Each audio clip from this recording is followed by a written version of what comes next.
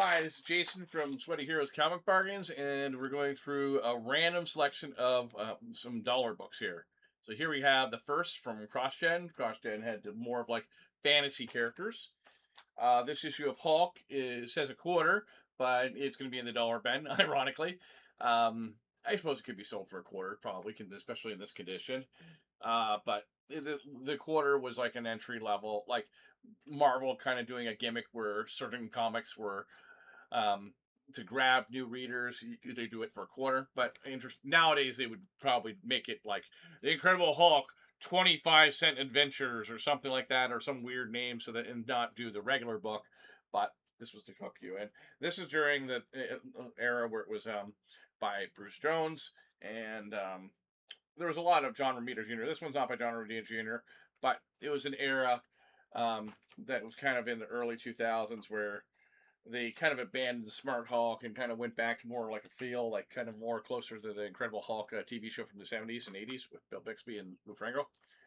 This is Bombast.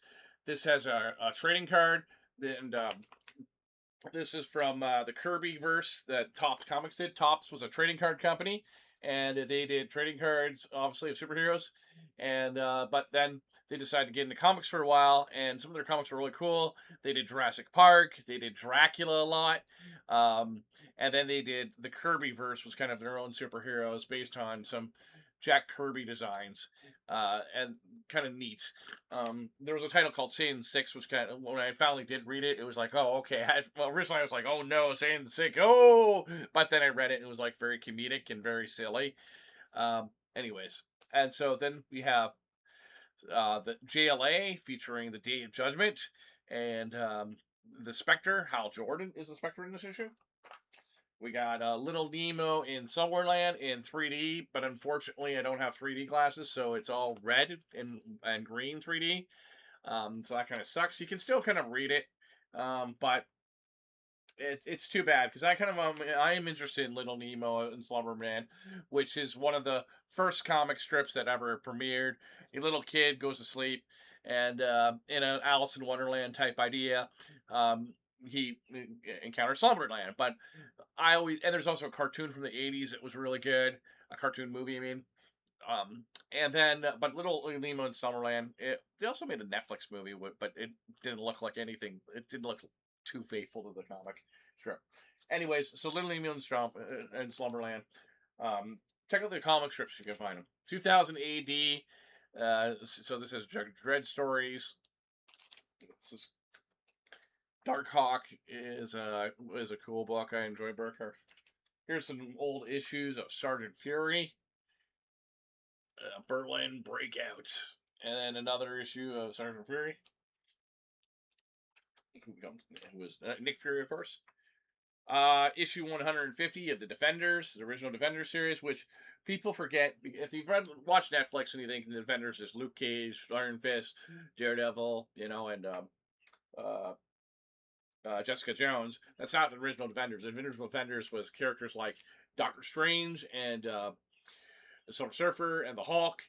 And then later on, when it was no longer Doctor Strange leading the team, it became characters like Angel before it became Archangel, Valkyrie, and this guy who is called Gargoyle, I believe, and a nice man too. So kind of Defenders is a cool line because it's a mix between like.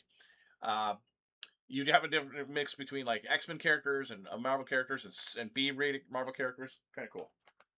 I could have put this in a previous video with the Gold Key stuff, but I didn't missed out. Here's some Disney Gold Key. That's a classic cover of probably reprinted cover. And then we got Bugs Bunny, and we got a Yosemite Yum. No, they're both Bugs Bunny. Sorry, my mistake. Both Bugs Bunny, and that looks like Elmer Fudd. And then we have Avengers. We have Longshot saves the Marvel Universe. So you can see that there's a mix here of everything from the 70s all the way to the 90s, all the way up to early 2000s in this dollar bin pile. Youngblood Strike File, Liefeld. This is part of the Earth X storyline created by Alex Ross and Jim Kruger. This was a good run on Jonah Hex uh, by Palamoni and Gray. Angela was a character introduced in Spawn number 8, and no, I'm sorry, Spawn number 9, I believe, and by Neil Gaiman and Todd McFarlane, and then eventually for a lot of different reasons, she got packaged in with a bundle of stuff that Neil Gaiman was selling to Marvel, including Miracle Man / Marvel Man, and so Angela is now no longer from heaven, but from heaven, like a mystical Asgardian place, so that she doesn't have to be attached to Christian mythology. And I say Christian mythology, yes. This is actually a sketchbook of Wizard of Oz comics, so it says free. Probably I'd give this away to free too, because it's not really a comic book; it's more just a sketch. And then we got Hazard, and then we got Challengers of the Unknown from the New 52 era, when at least they were trying to bring it back or do something different with it.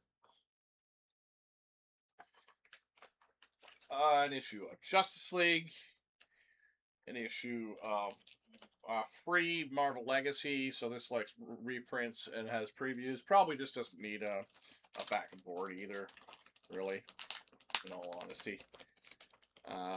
So let's just see this.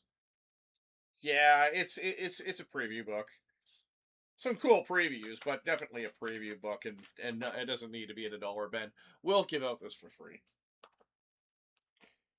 And then you got Ragnarok and the Mask World Tour. These characters are the Ghost and X from Dark Horse's Comics Greatest World line. And so we'll end with with an exit interview of Deadman, exit interview. And this is an issue from the New 52 era of Deadman. So that's what we got for this pile. Before we got into the next pile, Sweaty Hero, Comic Bargain $1 bin.